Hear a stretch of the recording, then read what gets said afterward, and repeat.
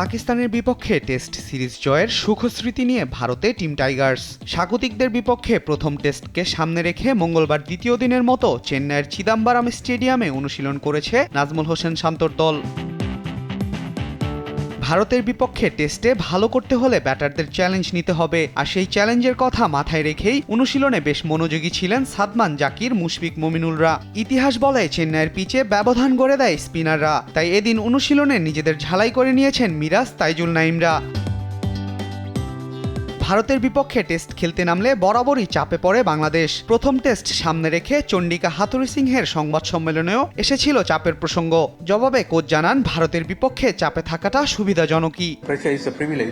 এই চাপকে সুবিধা হিসেবে দেখছি। আমার মনে হয় এটা আমাদের অনেক বেশি উদ্বুদ্ধ করে এবং আরও বেশি সামনে তাকানোর সুযোগ করে দেয়। তখন আমরা নিজেদের শক্তি ও সীমাবদ্ধতা ও অবস্থান সম্পর্কে ভালোভাবে বুঝতে পারি। বড় দলের বিপক্ষে বাংলাদেশ যত বেশি টেস্ট খেলবে ততই অনুপ্রাণিত হবে এবং নিজেদের অবস্থান সম্পর্কে স্বচ্ছ ধারণা পাবে।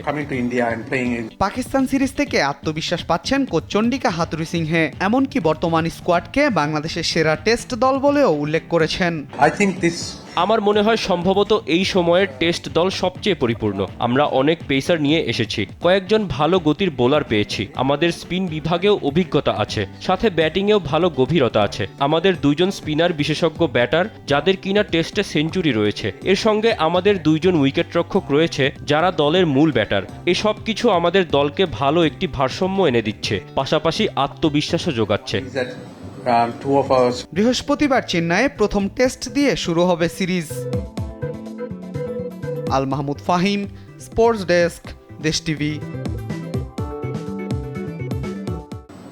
Yeah, I think it's a long process. It's not just happened overnight. Previous coaches before me has done a lot of work, and even the board has invested in programs that finding fast bowlers. And I know the domestic cricket had some kind of rules that you have to keep certain amount of grass on the pitch as local games, and then they change the ball they play in domestic cricket. So all these factors, I think, help the fast bowlers to enjoy their cricket and then have success. So that success breed the selectors and who is in the authority to look at on those bowlers. And we have another few actually back home, and one of our best bowlers is still injured.